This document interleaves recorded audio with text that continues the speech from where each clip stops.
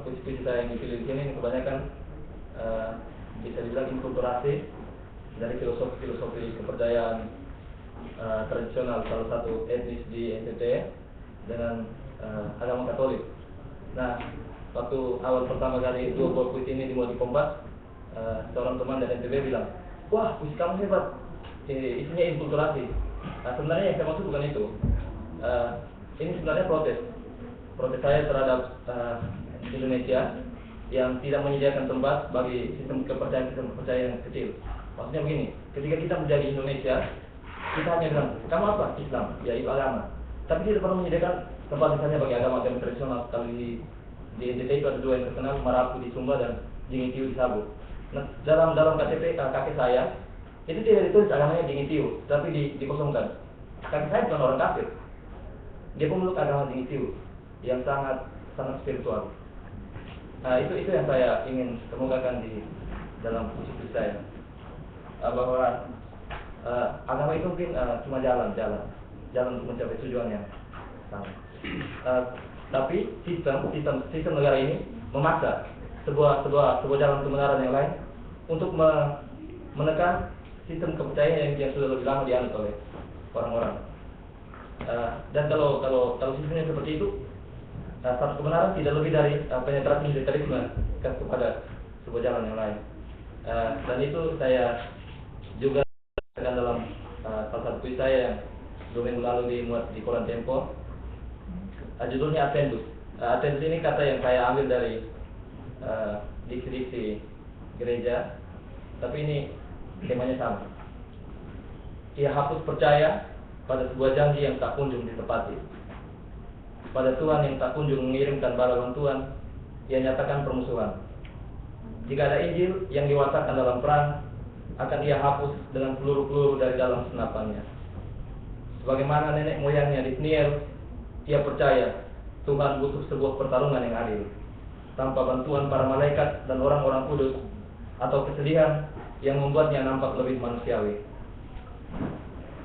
Dari barat, matahari kian kusam, kota ibarat tempayan susu yang jatuh dari atas meja. Di hadapannya, ia melihat ribuan Yakub datang menyongsong isak mereka yang buta. Hatinya masih diremas oleh kesedihan. Lasa di kakinya kian terbeban pikiran. Doa-doa istri dan anak-anaknya enggan menyelamatkannya di medan pertempuran. Seperti menyongsong kehidupan pada selongsong penghabisan, ia temukan wajah Tuhan di kota yang nyaris kosong akibat pertempuran. Ia hidupkan lagi wajah istri dan anak-anaknya dengan rasa syukur tak terkira pada nasibnya yang kian celaka. 2012-2013 Memasa. Saya memutuskan mengambil jalan ini karena kenyataan yang saya lihat di sekitar keluarga saya. Saudara-saudara dari ibu saya itu dibaptis Katolik, tapi cara hidupnya itu masih sangat Jingitiu, masih sangat menganut kepercayaan aliran tradisional. Mereka lebih senang kepada ritual-ritual daripada pergi ke gereja. Itu tidak salah, menurut saya tidak salah. Tapi sistem yang mengharuskan mereka, misalnya untuk jadi orang Indonesia kamu harus Katolik deh, kamu harus Islam deh, kamu harus Kristen deh. Tidak ada yang menyediakan tempat bagi aliran-aliran. Dan mereka tidak mungkin lagi kembali kepada aliran-aliran itu, karena mereka sudah bersentuhan dengan sesuatu yang di luar aliran itu. Dan karena itu jumlah penganut Jingitiu di sendiri makin lama makin berkurang. Karena salah satunya karena itu. Saya di sini saya tidak menyalahkan agama karena saya seorang Katolik, tetapi saya menyalahkan sistemnya yang tidak memberikan ruang bagi akomodasi kepercayaan yang lain. Ya, kira seperti itu. Terima kasih. Ya, teman yang sana dari Gorontalo. Oh begitu? Karena saya tidak pegang ini. Waduh, jadi panitia dong atau kau punya? Oke, silakan kalau begitu nanti diambil setelah. Terima kasih. Untuk di MWF ini saya mengirim 10 puisi dan terpilih 4 puisi yang sekarang ada di tangan saya. Ini mungkin agak berbeda bahasa-bahasa dari kawan-kawan yang sebelumnya, karena saya lebih menggunakan bahasa-bahasa yang akrab dengan perempuan, misalnya dengan salon, dengan sekaligus juga dengan kehidupan saya yang sebagai volunteer di Kajang. Jadi ada juga puisi yang lahir dari melihat fenomena-fenomena yang terjadi sepanjang dari Makassar misalnya ke Bulukumba. Ada satu puisi yang judulnya Balok Tala. Balok Tala itu bahasa Makassar yang berarti suap. Balok itu suap, sedangkan tala itu adalah lontar. Jadi Balok Tala itu adalah suap yang disadap dari pohon lontar. Kalau dari sini ke Bulukumba itu ada Kabupaten Jeneponto yang sangat terkenal dengan baloknya. Balok itu sendiri ada dua macam, ada yang manis dan ada yang pahit, dan saya memilih balok yang pahit ini sebagai pengungkapan.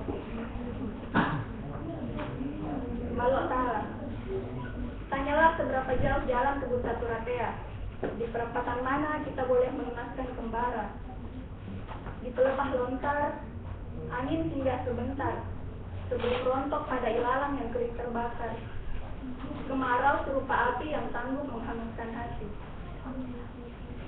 Ada yang memotong tangkai mayang, meneteskan nira ke dalam bumbung bambu. Basah, bening, dan dingin. Di tandan mana engkau ingin mengekalkan kenangan, buah cinta yang terlarang?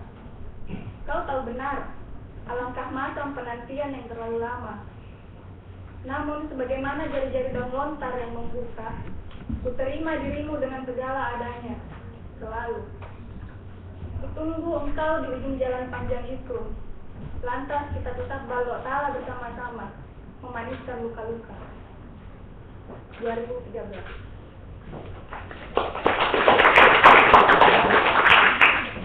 Kalau baca boleh berdiri kayak. Boleh berdiri dan apa? Ya. Bagus kayak. Begitu. Ini ada juga puisi yang judulnya Sepotong Roti Nazaret.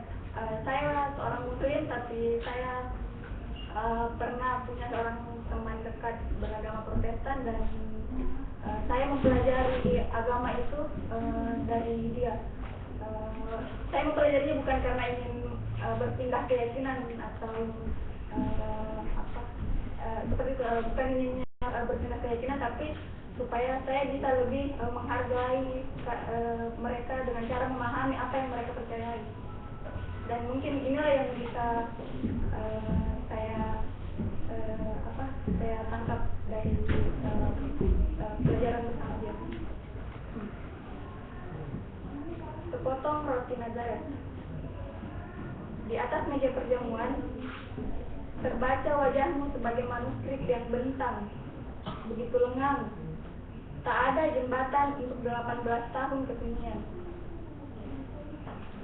Kau tak pernah menghitung seberapa dekat jarak antara Nazaret dan Yerusalem. Seperti halnya kau yang lupa mengukur seberapa dekat jarak antara maut dan pergelangan tangan. Kematian selalu tepat waktu meski datang tanpa pemberitahuan, seperti kejutan seorang kekasih saat makan malam. Betapa debar di tusuk jantung. Sekerat kau serupa roti di kepala seorang pejalan padang pasir.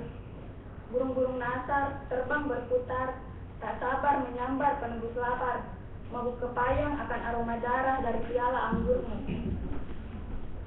Di ujung salib, malaikat bergelantungan mengantarmu tidur ke cangkang telur, menunggu kau bangun untuk hadiah satu kecup di kening, dan kalimat sehangat selimut jerami. Selamat pagi, selamat datang kembali. Maka hari ini lantunkan pujian atasmu, mazmur panjang pada misa sore hari. Segala gembala mendaratkan doa penuh jiwa diiringi bentang lonceng gereja.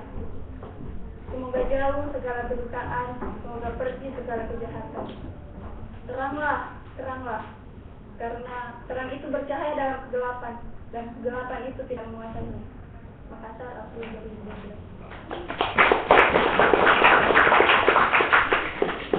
Dua saja saya juga.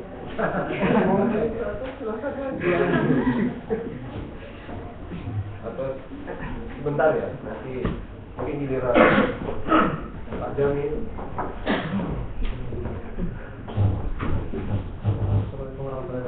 Wah, Waalaikumsalam. Selamat sore. Salam sejahtera untuk kita semua. Nah, Ya mungkin saya di sini tadi kata moderator Pak DP, saya adalah orang Gorontalo. Sebenarnya saya bisa mengatakan bahwa Makassar juga turut membentuk saya menjadi seorang penulis puisi dan penulis naskah. Di Makassar saya sempat tinggal cukup lama, hampir 8 tahun, dan di ujung masa tinggal saya itu saya agak merasa sedikit bosan dengan kota ini, karena ya kemana-mana kita akan menemukan kemacetan, kemana-mana kita akan menemukan sedikit ada ruko, sedikit ada mall dan sebagainya. Dan menurut saya itu hal yang membosankan bagi saya. Terus kemudian di penghujung masa tinggal saya itu saya mulai kembali mengingat kota saya sendiri, kota Gorontalo. Saya rindu pulang ke Gorontalo yang orang-orangnya bisa dibilang tidak terlalu terburu-buru, jalan kemana-mana kita bisa santai, tidak ada kemacetan yang berarti. Namun ketika saya pulang ke Gorontalo saya merasa terkejut karena apa yang saya bayangkan sebelumnya justru terbalik 180 derajat. Orang-orang di sana selama 8 tahun kepergian saya ternyata berubah hampir 180 derajat. Tidak ada lagi orang yang berjalan tidak terburu-buru, tidak ada lagi orang yang berkendara tidak terburu-buru. Semua serba terburu-buru. Satu hal yang saya sempat kesalkan di sini adalah senangnya orang bermobil istilahnya apa ya, melaju dan mengikis orang yang naik motor atau berjalan kaki. Dan yang seingat saya di Gorontalo saya tidak menemukan hal seperti itu. Tapi terkejutnya saya ketika saya pulang ke Gorontalo, saya menemukan kejadian yang serupa. Saya juga menemukan begitu banyak mall, begitu banyak kafe, begitu banyak ruko yang menjadi di kota saya. Ada saya pikir sepertinya ini mungkin keniscayaan. Setiap kota yang istilahnya ingin menunjukkan dirinya sebagai kota yang maju harus membuat mall sedemikian banyak dan harus menyediakan ruang bagi kendaraan bermotor sedemikian banyak. Nah kemudian setelah saya pulang itu maka muncullah beberapa puisi saya yang saya pikir adalah bisa saya katakan sebagai puisi-puisi keterkejutan sebenarnya, bahwa betapa berubahnya kemudian kota saya, kota Gorontalo. Di sini sebenarnya beberapa puisi sudah saya kirimkan ke teman-teman di MUWF, ke Imperator. Menurut Kang Mansur itu sudah ada beberapa puisi saya sudah diambil langsung lewat jurnaltanbomo.com. Menurut saya tidak tahu kenapa saya tidak memegang hard copy-nya di sini. Jadi saya tidak tahu puisi-puisi mana sebenarnya, puisi-puisi saya yang mana sebenarnya yang lolos. Itu rasa tidak jadi, tapi saya akan bacakan salah satu puisi yang saya kirim.